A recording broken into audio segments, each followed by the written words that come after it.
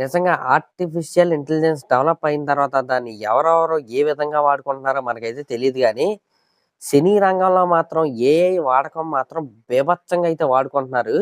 Even డబ్బింగ్‌కి కూడా పెద్ద పెద్ద స్టార్ హీరోల యొక్క డబ్బింగ్‌కి కూడా ఏఐనైతే మనోళ్ళైతే వాడేస్తున్నారనమాట. మొన్నటికి మొన్న మనం చూసుకుంటే మన 'ప్రభాస్' గారిది 'స్పిరిట్' సినిమా ఒక డైలాగ్ గ్లింప్స్ అయితే రిలీజ్ అయింది కదా! దాంట్లో ఉన్నది మన ఒరిజినల్ 'ప్రభాస్' గారి వాయిస్ అయితే కాదు. ఏఐ ద్వారా అది క్రియేట్ చేసిందే. అలాగే 'మిరాయి' సినిమా స్టార్టింగ్‌లో మన 'ప్రభాస్' గారు కొద్దిగా స్టోరీ అయితే చెప్తారు. అది కూడా 'ప్రభాస్' గారి పర్మిషన్ తీసుకొని ఏఐ ద్వారానే సినిమా టీమ్ వాళ్ళైతే అదైతే క్రియేట్ చేశారు. ఈ విధంగా ఇంకా మీరు 'సూర్య' గారి 'కంగువా' సినిమా గనక మీరు చూసుకుంటే అది దాదాపు తమిళ్, తెలుగు, మలయాళం ఇలా ఒక 8 లాంగ్వేజ్‌ల్లో ఆ సినిమానైతే వాళ్ళైతే రిలీజ్ చేశారు. దాంట్లో ఎక్సెప్ట్ తమిళ్ తప్పితే మిగతా ప్రతి లాంగ్వేజ్‌లో కూడా మన 'సూర్య' గారి డబ్బింగ్ ఏదైతే ఉందో అది ఏఐతోనే వాళ్ళైతే చెప్పించారు. ఇంకిది పక్కన పెడితే ఇంకా ఎంత దారుణంగా ఈ ఏఐ అనేది మారిపోయిందంటే 'మాస్ జాతర' సినిమా ఉంది కదా! రవితేజ గారిది. ఈరోజు సాయంత్రం ప్రీమియర్స్ అయితే పడుతున్నాయి. సినిమా అయితే చాలా బాగుంటది. ఇంక అది పక్కన పెడితే దాంట్లో మన 'ఈడియట్' సాంగ్ ఉంటది కదా! 'నీ కళ్ళు పేలిపోను మేరా హాయ్' అది మన 'చక్రి' గారి వాయిస్‌లో అప్పట్లో ఆయనైతే పాడాడు. సేమ్ అలాంటి సాంగ్‌ని దీంట్లో అయితే ఒకటైతే రీమేక్ అయితే చేశారు కదా! దాన్ని ఒరిజినల్ వర్షన్ పాడింది మన 'భీమ్స్' గారు. కానీ ఏఐ ద్వారా 'చక్రి' గారి వాయిస్‌లోకి అదైతే వీళ్ళైతే మార్చేశారు. ఈ విధంగా బతుకున్న వాళ్ళ వాయిసు, చనిపోయిన వాళ్ళ వాయిసు, డబ్బింగు, సాంగ్సు ప్రతీదీ కూడా ఏఐ టెక్నాలజీతో వీళ్ళైతే చెప్పిచ్చేస్తున్నారు. మరి ఇది ఎంతవరకు కరెక్టో, ఎంతవరకు రాంగ్ అంటే ఇక్కడ తప్పు, కరెక్టు అనేది ఏమి ఉండదండి. టైం అవైలబిలిటీ అంటే దానివల్ల ఏమవుతుంది డబ్బింగ్ ఆర్టిస్టులకి డబ్బులు ఇవ్వాల్సిన అవసరం లేదు. ఇప్పుడు 'ప్రభాస్' గారు ప్రత్యేకంగా వచ్చి స్టూడియోకొచ్చి డబ్బింగ్ చెప్పాల్సిన అవసరం లేదు. అలాగే 'సూర్య' గారు ప్రత్యేకంగా వచ్చి డబ్బింగ్ చెప్పాల్సిన అవసరం లేదు. ఇప్పుడు 'మిరాయి' లాంటి సినిమా ఉంది. ఆ సినిమా లాస్ట్‌లో ఉండే పోస్ట్ ప్రొడక్షన్ పనిలో ఇప్పుడు ప్రభాస్ గారు అందుబాటులో ఉండరు.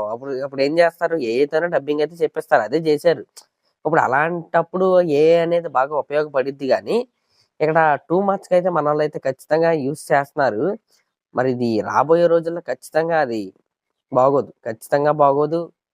ఎంతైనా ఆ రానెస్ అనేది ఖచ్చితంగా మిస్ అవుతుంది. మన 'స్పిరిట్' సినిమా గ్లింప్స్‌లో మీరు చూసుకుంటే 'ప్రభాస్' గారి వాయిసు లాగా ఉంది గానీ, 'ప్రభాస్' గారు చెప్పినట్టయితే ఖచ్చితంగా లేదు. నిజంగా 'ప్రభాస్' గారు చెప్పుంటే అది ఇంకా ఇంపాక్ట్ ఇంకా ఉండేదేమో! మరి నేనైతే అలాగే అనుకున్నా. ఇంకిది పక్కన పెడితే మన టాలీవుడ్‌లో ఈ డైరెక్టర్ ఏం జేసినా సరే డైరెక్ట్‌గా ఏఐతోనే ఈయనైతే చేశాడని మనోళ్ళందరూ ఫిక్స్ అయిపోతారు. ఆయనే ప్రశాంత్ వర్మ గారనమాట.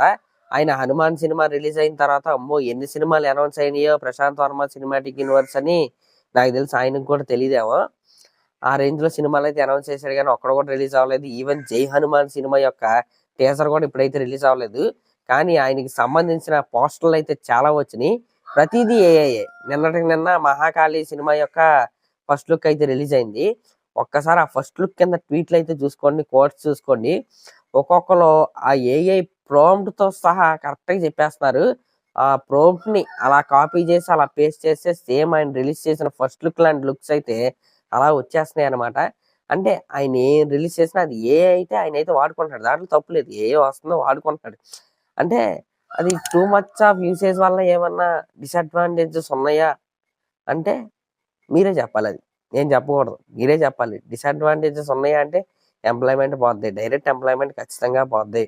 కదా పక్కన పెడితే ఇమేజ్ క్వాలిటీ ఏదైతే ఉందో ఆ రెండర్ అయ్యి గంటలు గంటలు వచ్చిన దానికి ప్లస్ ఈ ఏఐతో నిమిషాల్లో క్రియేట్ చేసే దానికి ఉన్న డిఫరెన్స్ ఏదైతే ఉందో మనకైతే చాలా క్లారిటీగా అయితే తెలుస్తదనమాట.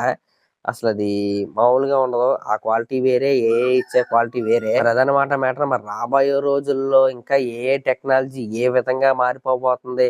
ఓన్లీ ఇది డబ్బింగు, అలాగే సాంగ్స్ వరకే పరిమితం అవ్వబోతుందా? లేకపోతే ఇంకేమైనా అడ్వాన్స్ టెక్నాలజీ వచ్చి మన హీరోలు సెట్స్‌లోకి అడుగు పెట్టకుండా ఏఐయే వాళ్ళలాగా యాక్ట్ చేసేస్తా, అలాంటి రోజు కూడా ఒకటొస్తా అనే డౌట్ కూడా నాకైతే వస్తుంది. ఈ కోడి బ్యాక్‌గ్రౌండ్‌లో తెగ అరుతుంది. దాన్ని కోసేయాలి. సర్లే ఇంకది పక్కన పెడితే మరి అదన్నమాట మ్యాటర్. మరి దీనిపై మీరేమనుకుంటున్నారో కామెంట్ చేయండి. అలాగే మన ఛానెల్‌ని గనుక ఫస్ట్ టైమ్ చూస్తున్నట్టయితే ఖచ్చితంగా సబ్స్క్రైబ్ చేసుకోండి. Thank you.